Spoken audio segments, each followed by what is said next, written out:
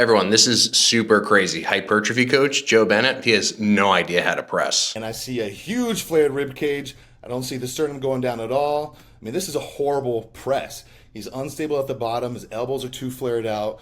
I don't like the thumbs over. You can see this is somebody who... For those of you who don't know, this is Jonathan Warren giving a critique to Joe, and Jonathan's model of movement is based on what is known as expansion compression. It's basically a totally pseudoscientific model of biomechanics that was invented about 2 seconds ago that a lot of people now are dogmatically attached to. Listen to this just one more time. And I see a huge flared rib cage. I don't see the sternum going down at all. I mean, this is a horrible press. Okay, so first of all, is having a flared ribcage during your press actually bad? Does it mean anything bad for your body? Absolutely not. This is not something that is actually supported in literature and evidence anywhere. And there are tons of people who press with a huge arch in their back with no problems. The diagnosis here is that this is a horrible press because Joe is arching. In reality, arching the back is actually a very simple, easy way to recruit more of the middle and the lower chest, because what you're doing is you're turning a flat press into a little bit more of a decline press. This is a horrible press.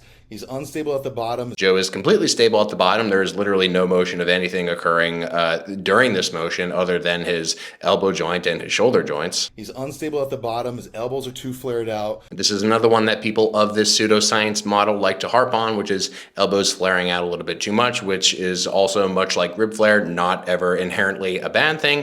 It's just a personal preference that may work out for some people and not for others. And by the way, people who are bigger and more hypertrophied and who have wider rib cages generally tend to need to flare their elbows more because they're wider. A lot of posterior expansion as they're going down. He's got a huge arch right there.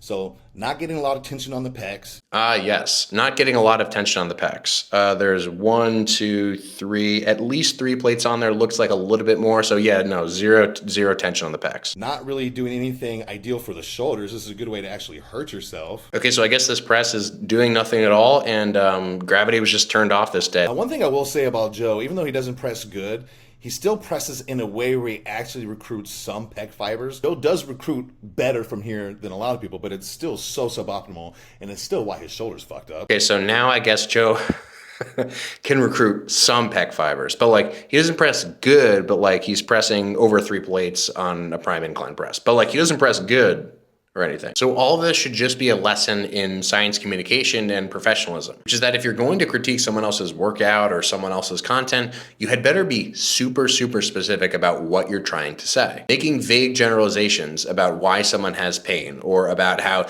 this single position is going to be good or bad for you. These are not respectable arguments.